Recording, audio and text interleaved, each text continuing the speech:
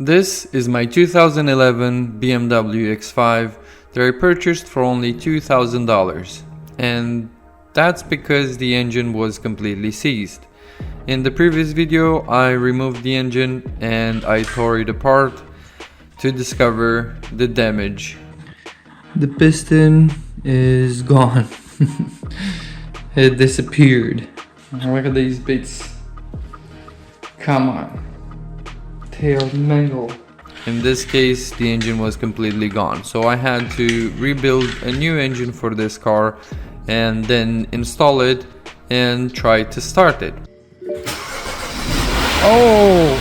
Yes! Now with the engine running, it's time to turn our attention to the looks of this car. It looks like it's been neglected for quite a bit, and obviously it's been sitting for a while.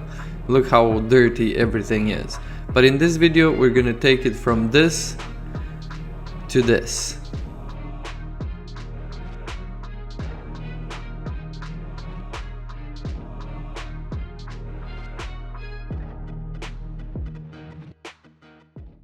But before that, there are a few things to sort out under the hood.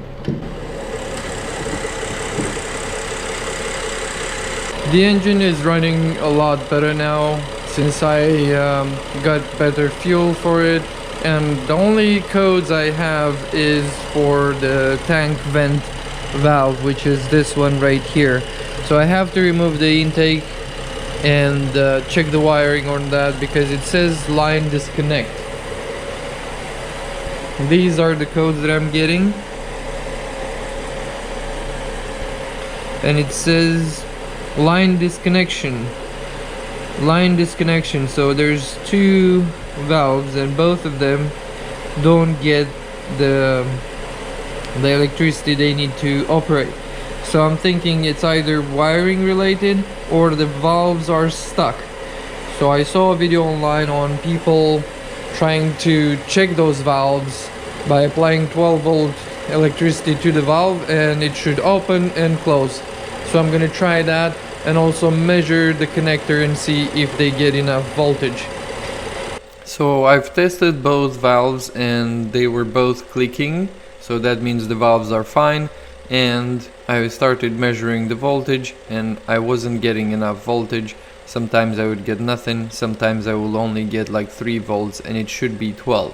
And I dug further, I found the fuse, I replaced the fuse, and everything is clear and there's no more codes coming back. All green.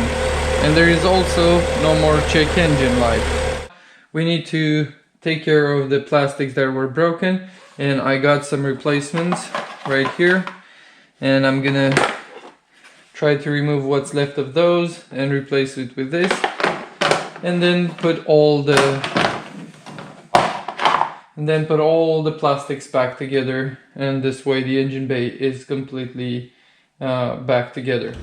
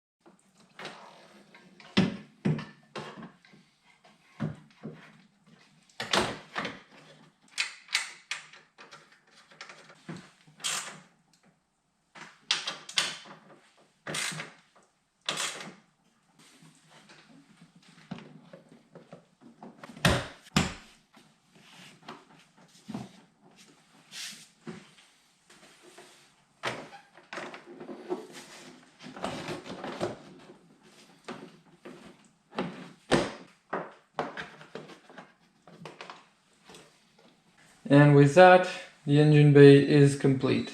Now everything is back where it belongs and the engine is running, no more codes. Now we can focus on something else and just close the bonnet.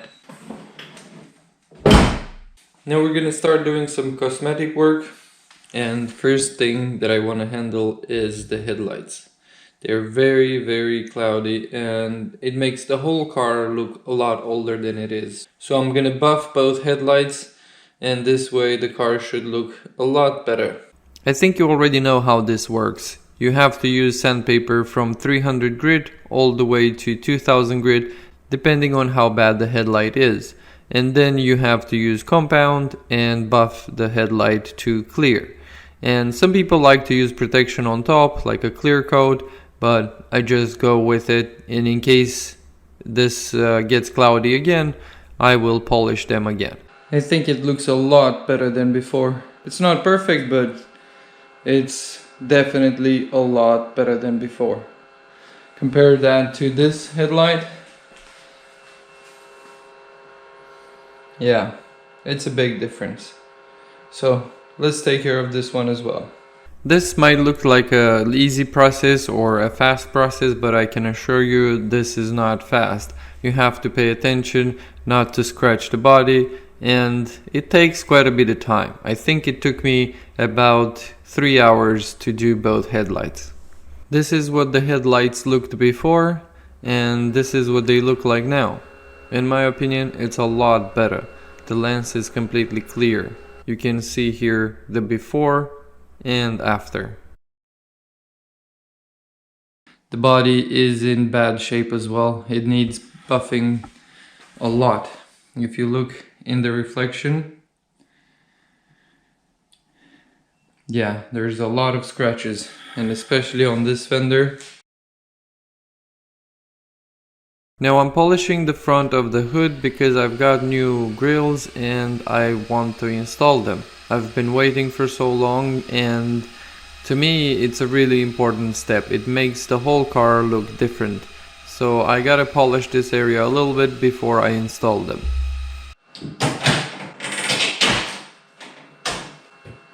This looks so much better. I like the black grille. I know some of you don't, but to me this makes the car look a lot meaner. This time I'm using 3M compound paste. This should be the one that cuts the most, and I've used this before in the past and it was very good at cutting.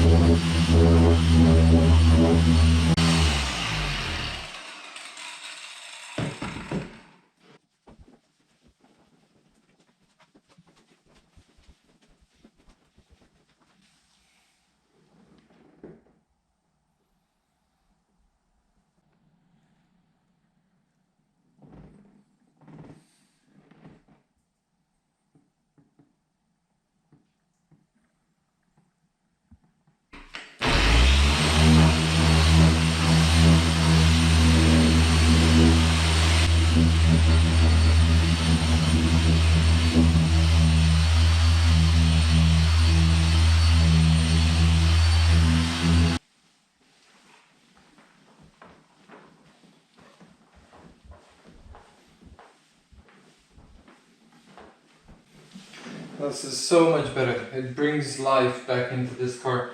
This color is actually a really nice deep blue, but with all of these scratches, it doesn't look like a blue at all.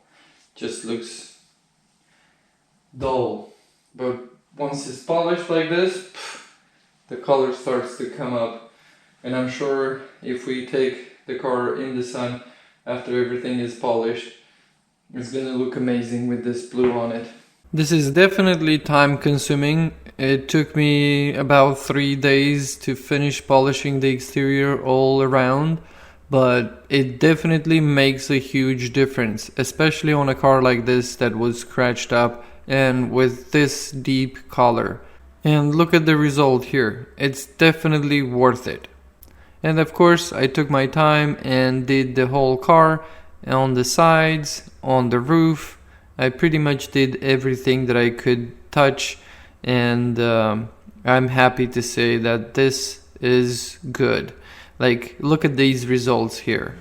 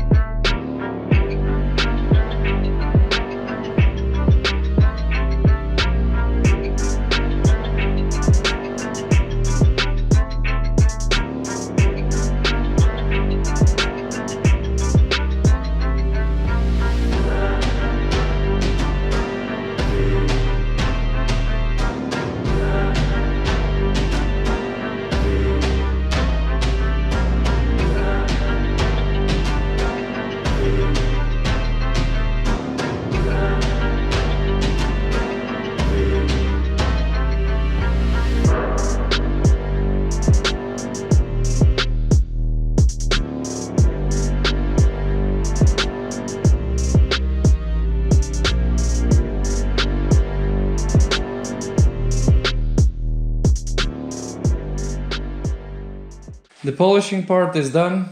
It looks a lot better than it did before. As you can tell with the clear headlights, the paint looks really good. Now you can see the color of the car. So I'm really happy about that. And in order to protect it for a little bit, I'm gonna use this, which is 3-in-1 wax, which contains some ceramic, as they say. I'm not sure how that works, but this should do a little bit of a protective layer on top. So I'm gonna get this on the car, and then we can move to the next step.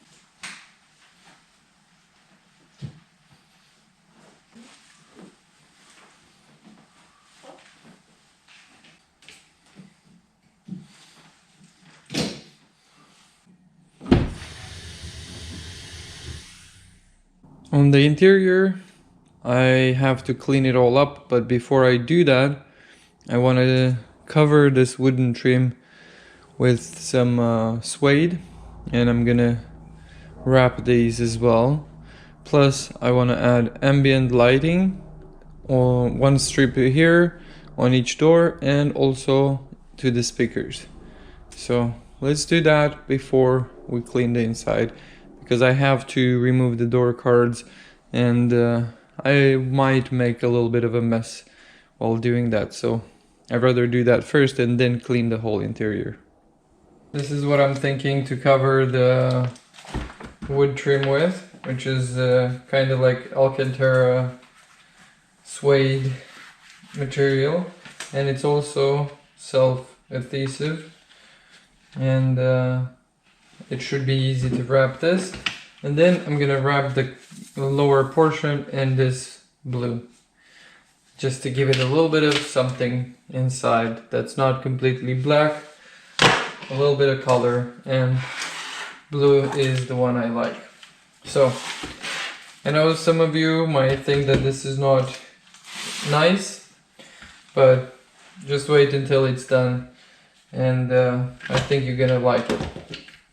And even if you don't, it's okay.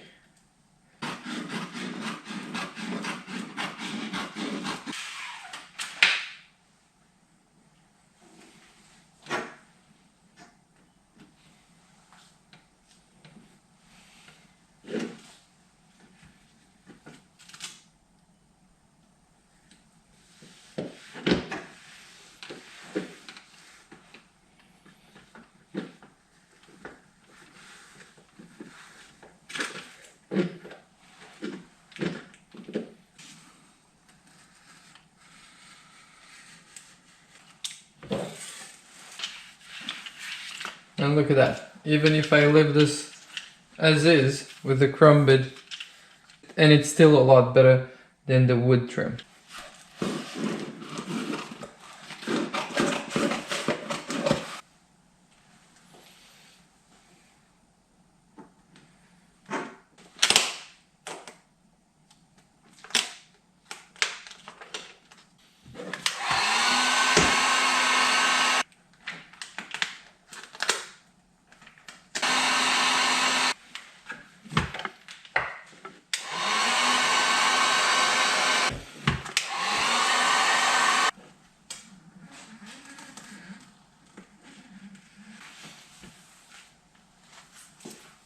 Here we have it.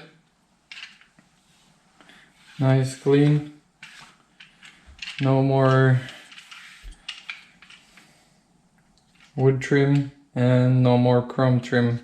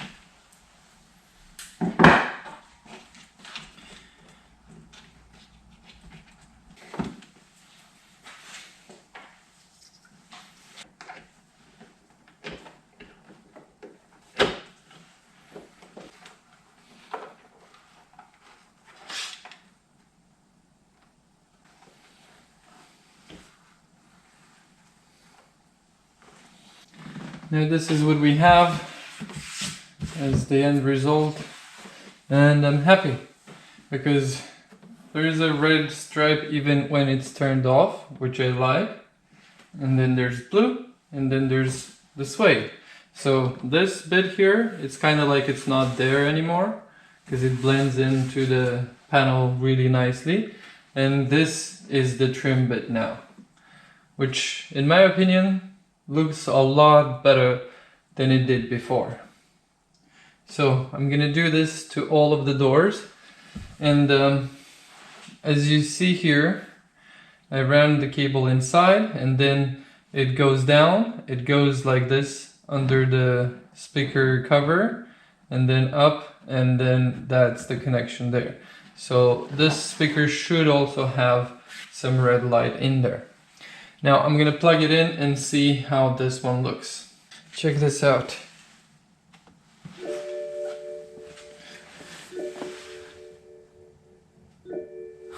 I think that's perfect.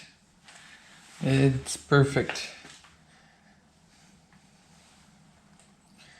It's exactly what I wanted. I mean, maybe a little bit brighter than I thought it would be, but I think it's gonna be just fine.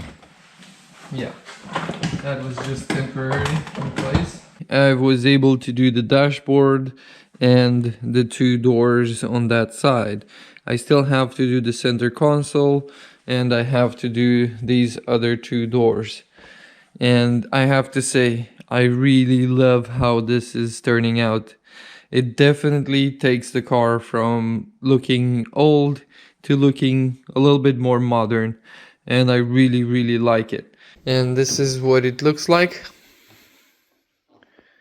with the lights turned off. So the ambient lighting isn't illuminating, but it still looks good without it. So this is basically what you'll have during the daytime, and I think it looks alright. And this is what it looks like with the ambient lighting on.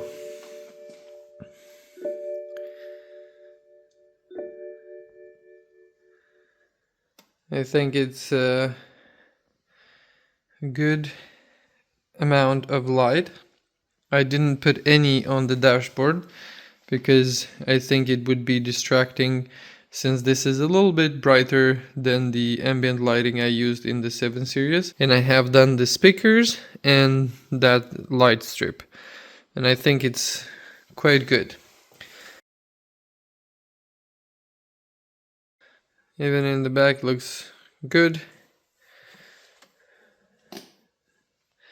Now the trim bits and the ambient lighting is done, so the next step is clean the interior really well.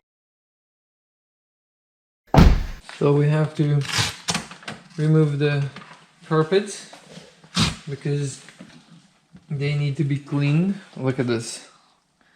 It's very dirty.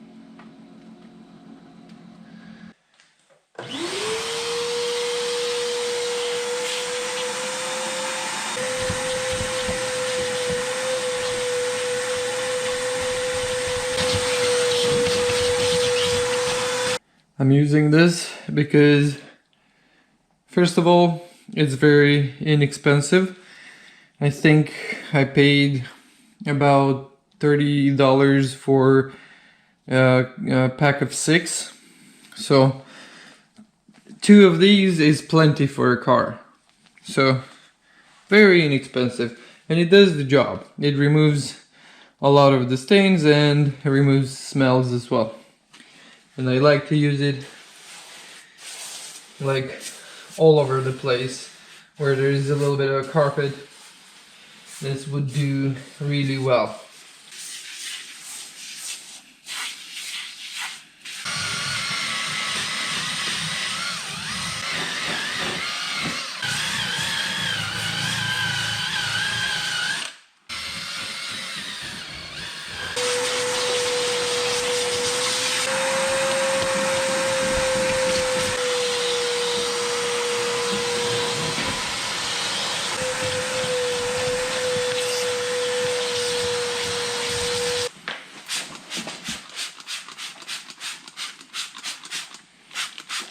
This is good because the leather gets moisturized and at the same time clean. And that's what I wanted to do. Most of all, I wanted to clean this car. Like, it felt dirty, and now I can do that because everything else is almost done. I feel happy for being able to clean it and start using it.